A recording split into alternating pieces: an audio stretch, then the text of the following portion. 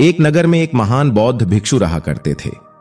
वो बहुत ज्ञानी और बहुत शांत स्वभाव के थे और उनकी यह बात भी उनकी विशेषता भी थी। एक बार की बात है, बौद्ध भिक्षु नगर वासियों को उपदेश दे रहे थे। बौद्ध भिक्षु कह रहे थे कि शब्दों में जीवन बदलने की शक्ति होती है। अपने शब्दों से जीवन बदलिए। हम जो भी शब्द अपने लिए या दूसरों के लिए कहते हैं या जो भी बातें करते हैं, उसमें हमें ध्यान देना चाहिए। इतना कहकर बौद्ध भिक्षु ने अपना उपदेश समाप्त किया और वहां से चले गए। एक दिन वह बौद्ध भिक्षु एक मार्ग से होकर गुजर रहे थे। उसी मार्ग से होकर एक युवक गुजर रहा था। उस युवक ने उन बौद्ध भिक्षु को देखा तो वह जोर जोर से हंसने लगा और कहने लगा, अरे साधु महाराज, आप तो ढोंगी है। आपके उपदेशों में यह कहने से कि शब्दों में बड़ी ताकत है, आपकी बात सत्य नहीं हो जाएगी। ये सब सिर्फ बातें हैं। भला ऐसे कैसे हो सकता है कि शब्दों से हमारा जीवन बदल सकता है? उस युवक की सारी बातें उस भिक्षु ने ध्यानपूर्वक सुनी और उसके बाद वह मुस्कुराते हुए उस युवक से कहते हैं, बेटा, नाद से ही तो ये दुनिया प्रकट हुई है और अच्छे शब्दों के पीछे भी नाद होता है जो पूरा जीवन बदल देता है। वह बौद्ध भिक्षु उस युवक से कहते हैं, देखो, मैं तुम्हें अपने अनुभव से बता रहा हूं, लेकिन फिर भी तुम्हें यकीन न हो तो तुम इसे खुद आजमा कर देख सकते हो। उस बौद्ध भिक्षु की बात सुनकर युवक थोड़ा सा गंभीर हो गया। उसने काफी देर विचार किया।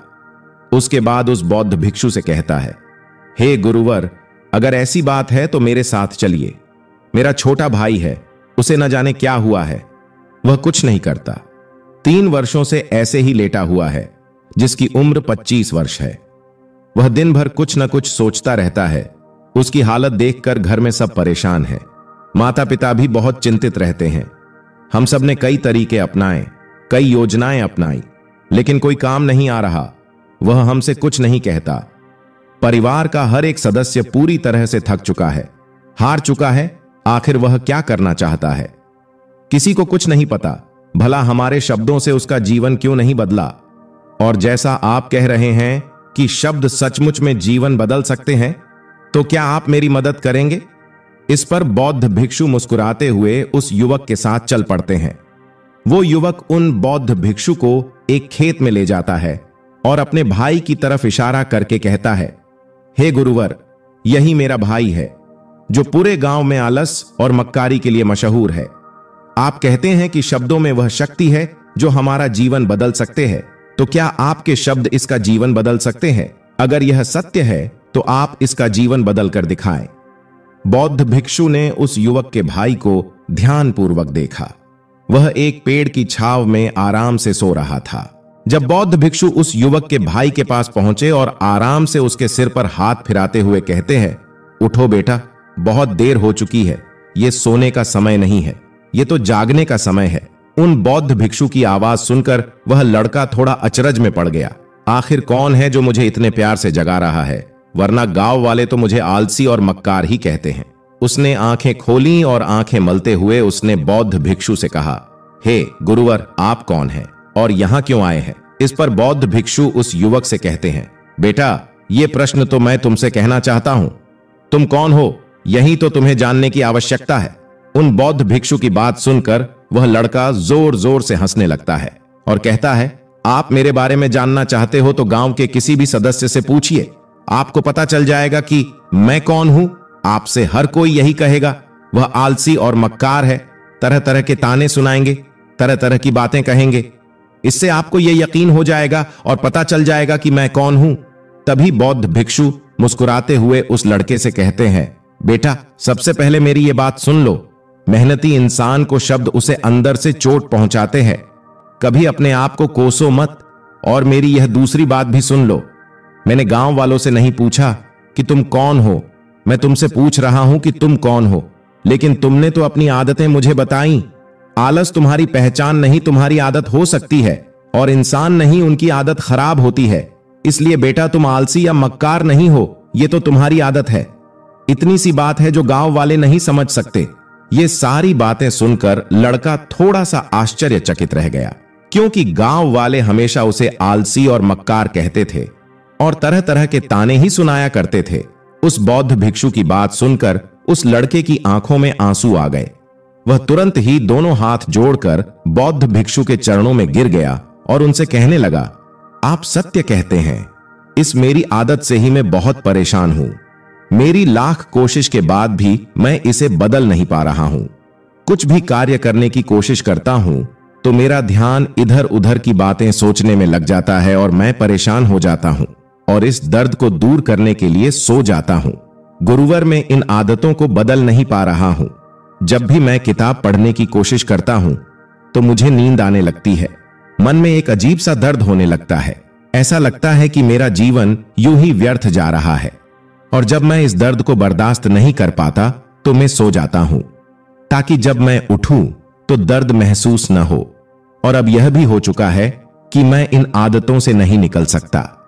ये आदतें मुझे नहीं छोड़ने वाली। इस पर बौद्ध भिक्षु उस लड़के से कहते हैं, बेटा, यदि तुम इस आलस की आदत को छोड़ना चाहते हो तो मैं तुम्हें एक सही उपाय बता सकता हूं, लेकिन उसके लिए कल सवेरे तुम मुझसे मिलना, तभी मैं तुम्हें वह तरीका बताऊंगा। इतना कहकर बौद्ध भिक्षु वहां से चले गए। बौद्ध भिक्षु की सारी बातें उस लड़के के कानों में गूंज रही थीं। वह समझ नहीं पा रहा था कि बौद्ध भिक्षु ऐसा क्या उपाय बताएंगे जिससे उसके जीवन से आलस्य हमेशा हमेशा के लिए खत्म हो जाएगा। देखते ही देखते रात हो गई। रात भर वह बिस्तर पर करवट लेता रहा और उन बौद्ध भिक्षु की बातों के बारे में सोचता रहा और सुबह हो गई। सुबह होते ही वह लड़का बौद्ध भिक्षु के पास जा पहुंचा और उनको प्रणाम करके कहता है, हे गुरुवर, जैसा कि आपने कहा था कल सवेरे मुझे मिलना, गुरुवर में आ गया। अब मुझे वह मार्ग बता दीजिए जिससे मैं अपने जीवन से इस आलस्य को निकाल सकूं। तभी बौद्ध भिक्षु उस लड़के से कहते हैं, जब भी तुम कोई दुविधा में हो या निर्णय न ले पा रहे हो, तुम्हारे मन में तरह तरह के प्रश्न उठ रहे हो कि मैं क्या करूं, कैसे करूं, ये सब कैसे होगा, तब तुम वास्तव में अपने अतीत से सोच रहे होते हो कि पिछली बार तुम्हारे ऐसा करने पर क्या हुआ या अतीत में लोगों ने तुमसे क्या कहा था। तो आज से कभी भी अपने अतीत से नहीं बल्कि भविष्य का सोचो। इस पर लड़का कहता है, गुरुवर, भविष्य से वो भला कैसे? तभी बौद्ध भिक्षु उस लड़के से कहते हैं, मान लो तुम्हारे पास किसी चीज की कमी नहीं है, तुम्हारे पास वो सारी सुख सुविधा है जो तुम चाहते हो, तो अब बताओ तुम अपना जीवन कैसे व्यतीत करना चाहोगे? उन बौद्ध भिक्षु की बातें सुनकर वो लड़का सोच में पड़ गया, क्योंकि वो लोगों से आज तक ताने ही सुनता आ रहा है। किसी ने उससे ऐसे बात नहीं करी। बौद्ध भिक्षु उससे उसकी आने वाले भविष्य के बारे में उससे बातें कर रहे थे। उन बौद्ध भिक्षु की बातें सुनकर वो लड़का स्वयं से प्रश्न करने लग गया, यदि मेरे पास सब कुछ होगा, धन की कमी नहीं होगी, तो मैं अपना जीवन कैसे व्यतीत करूंगा? कुछ देर सोच विचार करने के बाद उन बौद्ध भिक्षु से कहता है, गुरुवर, मैं यह दुनिया घूमना चाहूंगा, पहाड़ों पर चढ़ना चाहूंगा, समुद्र की रेत पर चलना चाहूंगा और मैं एक बहुत बड़ा व्यापारी बनना चाहूंगा। तभी अचानक उसका ध्यान टूट गया और वह गुरुवार से कहता है, यह कैसे संभव होगा? मेरे मात्र सोच लेने से यह सब पूरा नहीं होने वाला। ऐसा कहते ही अतीत में बीती हुई सारी घटनाएं उसकी आंखों के सामने से गुजरने लगी और एक बार फिर से निराश होने लगा और अब यह सोचने लगा कि मेरे पास तो पैसे ही नहीं है, तो मैं भला व्यापार कैसे कर सकता हूं, और न मेरे पास कोई व्यापार करने का अनुभव है। इस पर बौद्ध भिक्षु उस लड़के से कहते हैं, हर रात अपना लक्ष्य कागज पर लिखो और उसे अगली सुबह पूरा करने की पूरी कोशिश करो। जो भी कार्य तुमने लिखा हो उसे उसी दिन पूरा करने की हर मुमकिन कोशिश करो। इस पर लड़का कहता है, ठीक है, आप सही कह रहे हैं, लेकिन जब मैं सोचने लगता हूं तो बहुत बेचैन हो जाता हूं। तरह तरह के विचार मन में उठने लगते हैं और विचारों को शांत करने के लिए मैं सो जाता हूं ताकि वो विचार मुझे परेशान न करे। इस समस्या का समाधान करते हुए वो बौद्ध भिक्षु उस लड़के से कहते हैं, बेटा, अंतर्मन की चाल को पकड़ो और शब्दों की मदद से नया भविष्य बनाओ। इस पर वह लड़का कहता है, यह कैसे संभव होगा? फिर गुरुवर मुस्कुराते हुए कहते हैं, कैसे होगा जो यह सवाल है? यह सवाल नहीं, एक डर है जो तुम्हें अगला कदम लेने से रोक रहा है। तुमने देखा होगा, जैसे ही हम अपने अंतर्मन को दोष देते हैं, बुरे शब्द कहते हैं, तो वह अंतर्मन मैं जाकर बैठ जाता है जैसा हम पूरी भावना के साथ सोचते हैं वैसा ही हम बनते चले जाते हैं। तो तुम अपने मन को नए संदेश दो कि मैं अपने कमजोरी को दूर करता हूं, चिंता को ध्यान में बदलता हूं, मैं उत्साह और ऊर्जा से भरा हुआ हूं, लगातार अपने लक्ष्य को पूरा कर रहा हूं। तो तुम दृढ़ निश्चय से किसी कार्य को करोगे तो वह अवश्य पूरा होगा।